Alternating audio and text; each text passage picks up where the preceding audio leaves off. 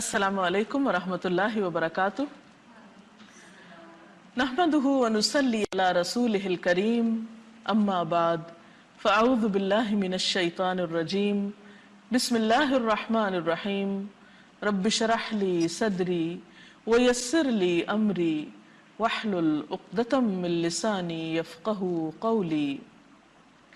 नाज़रीन, हमारी आज की गुफ्तगू का मौजू है रोज़ा क्या है, रोज़े की हकीकत क्या है, रोज़ा किस चीज़ का नाम है। अरबी ज़बान में रोज़े के लिए लफ्ज़ सौम इस्तेमाल होता है, स्वाद वाव मीम, जिसका मतलब है रुकना और चुप होना। शरीयत में रोज़ा इस बात का नाम है कि इंसान रोज़े की नीयत करके तुलुए फजर से लेकर गुरूब आफ्ताब तक खाने पीने और बाज दूसरी मुअय्यन ख्वाहिशात को पूरा करने से रुका रहे, अपने आप को रोके रखे। सवाल ये पैदा होता है कि ऐसा करने को क्यों कहा गया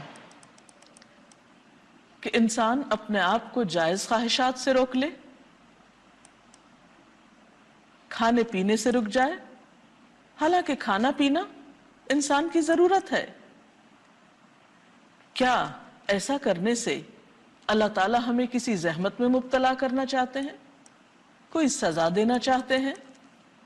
आखिर इंसान को भूखा प्यासा रखने का मकसद क्या है, या उसकी जायज ख्वाहिशात की तकमील से उसे क्यों रोका जा रहा है? खाना पीना भी हलाल है, शौहर और बीवी का ताल्लुक भी हलाल है, लेकिन रोजे की हालत में इसे क्यों ममनू करार दिया गया?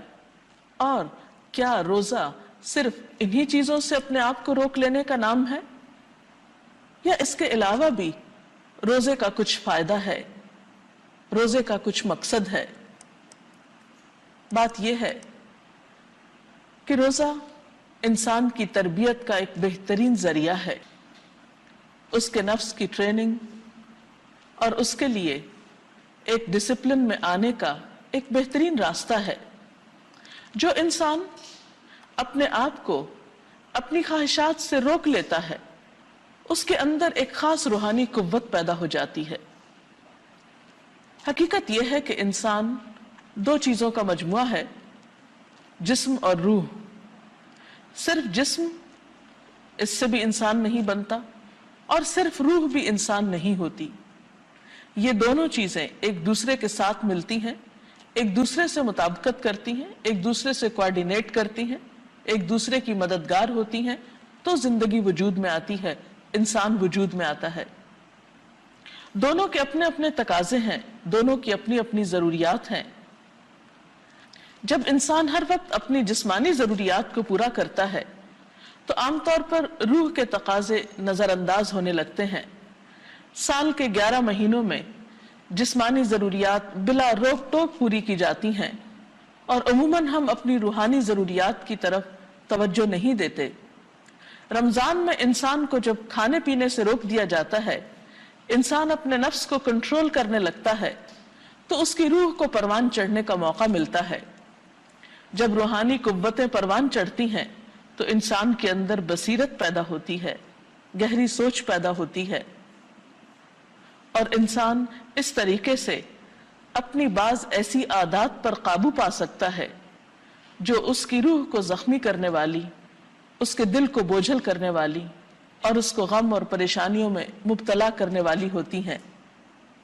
हकीकत यह है कि रोजा इंसान की रूहानी बीमारियों का भी इलाज है, और उसके साथ साथ उसकी जिस्मानी बीमारियों के लिए भी एक इलाज की हैसियत रखता है। जहां तक रूहानी बीमारियों के इलाज का ताल्लुक है, तो आप सल्लल्लाहु अलैहि वसल्लम ने साफ तौर पर फरमा दिया कि मन लम यदा क़ौल अज़्ज़ूर वल अमल बिही फलैसा लिल्लाहि हाजतुन अन यदा ताअमहु व शराबहु, कि जो शख्स रोजा रख कर झूठ बोलना और उस पर अमल करना न छोड़े, तो अल्लाह ताला को इस बात की कोई जरूरत नहीं कि वो इंसान खाना पीना छोड़ दे। तो गोया रोजा महज खाना पीना छोड़ने का नाम नहीं, बल्कि बुरी आदत को छोड़ना भी रोजे का तकाजा है। जब इंसान बुरी आदत को छोड़ता है, تو وہ روحانی طور پر صحت یاب ہوتا ہے، اور جب انسان دن بھر میں بلا ضرورت کھانا پینا چھوڑتا ہے تو اس کی جسمانی صحت بھی بہتر ہوتی ہے۔ آج کے اس پروگرام میں ہم چند چیزیں جسمانی صحت کے اعتبار سے دیکھیں گے کہ روزہ کس طرح ہماری صحت کو بہترین کرنے میں مددگار ہے۔ سب سے پہلی چیز یہ کہ جب ہم کھانے پینے کے اوقات میں ایک وقفہ لاتے ہیں تو اس سے ہمارا نظام انہضام بہتر طور پر کام کرتا ہے۔ بطور خاص ہمارا جگر یعنی لیور، جس کے ذمہ کھانا ہضم کرنے کے علاوہ 15 مزید عمل بھی ہوتے ہیں، لیکن چونکہ ہم سارا دن کھاتے پیتے رہتے ہیں تو اس بیچارے کو فرصت ہی نہیں ملتی کہ کوئی اور کام بھی بہتر طور پر کر سکے۔ جب کھانا ہضم کرنے کے علاوہ اسے فرصت ملتی ہے تو دیگر کام زیادہ بہترین طور پر ہو سکتے ہیں۔ اسی طرح روزے کے دوران خون کی مقدار میں بھی کچھ کمی ہوتی ہے، اور یہ چیز دل کو کچھ فائدہ مند آرام پہنچاتی ہے۔ پٹھوں پہ دباؤ کم ہوتا ہے۔ افطار کے وقت تک خون میں موجود غذائیت کے تمام ذرے تحلیل ہو چکے ہوتے ہیں، جس سے شریانوں کی دیواروں پر چربی وغیرہ نہیں جمتی اور شریانیں سکڑنے سے محفوظ رہتی ہیں۔ اس طرح روزہ دل کی بیماریوں سے بھی حفاظت کا ذریعہ بنتا ہے۔ پھر اسی طرح روزے کے دوران خون میں غذائیت کی کمی کے باعث ہڈیوں کا گودا بنانے کے لیے سٹیمولیٹ ہوتا ہے، اور کمزور لوگ بھی روزہ رکھ کر بآسانی اپنے اندر زیادہ خون پیدا کر سکتے ہیں۔ روزے کے دوران اعصابی نظام، نروس سسٹم مکمل سکون کی حالت میں ہوتا ہے، اور خاص طور پر عبادت اور نماز، تراویح اور وضو مزید تسکین کا باعث بنتے ہیں۔ اسی طرح روزے کے دوران جسم میں میگنیزیم کی مقدار بڑھ جاتی ہے، جس کے کئی فائدے ہوتے ہیں، اور سب سے اہم یہ کہ انسان کا دل بیماریوں سے محفوظ رہتا ہے۔ ہارٹ اٹیک کے پیشنٹس کے لیے میگنیزیم کا استعمال کیا جاتا ہے۔ یہ آرٹریز کو سکڑنے نہیں دیتا، اور پھر اس سے انجائنا اور دل کی دیگر تکالیف دور رہتی ہیں۔ اسی طرح روزے کی وجہ سے گروتھ ہارمونز کے اخراج میں اضافہ ہوتا ہے۔ اس وجہ سے پابندی سے روزہ رکھنے والوں کی جلد میں زیادہ عمر کے باوجود جھریاں زیادہ نہیں پڑتی۔ گروتھ ہارمونز کی وجہ سے جسم کی چربی کم ہوتی ہے، پٹھوں میں پروٹین بڑھتی ہے، اور فری فیٹی ایسڈز کی تیز حرکت کی وجہ سے پٹھوں کو توانائی مہیا ہوتی ہے۔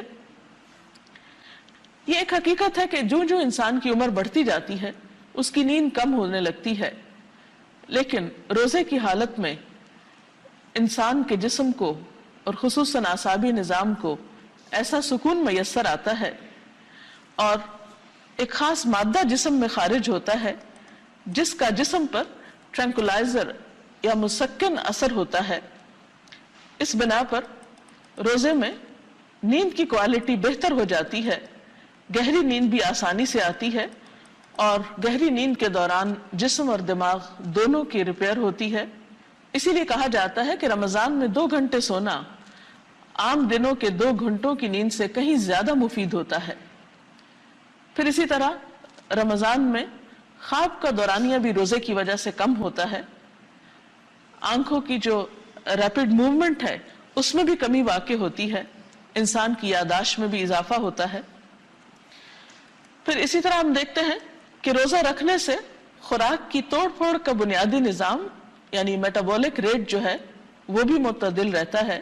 رمضان کی راتوں میں نماز تراویح انسان کی صحت کے لیے ایک بہترین نسخہ ہے۔ ایک عام انسان میں ایک دن کی تراویح نماز میں کم از کم 200 کیلوریز استعمال ہوتی ہیں۔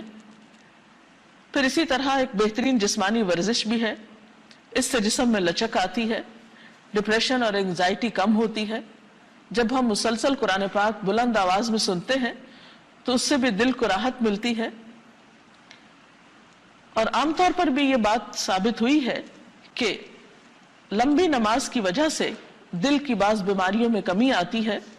روزہ اور جسمانی صحت کے حوالے سے ایک بات ڈاکٹر جویل فرمن کے ایک کتاب کے حوالے سے کرنا چاہوں گی۔ کتاب کا نام ہے fasting and eating for health.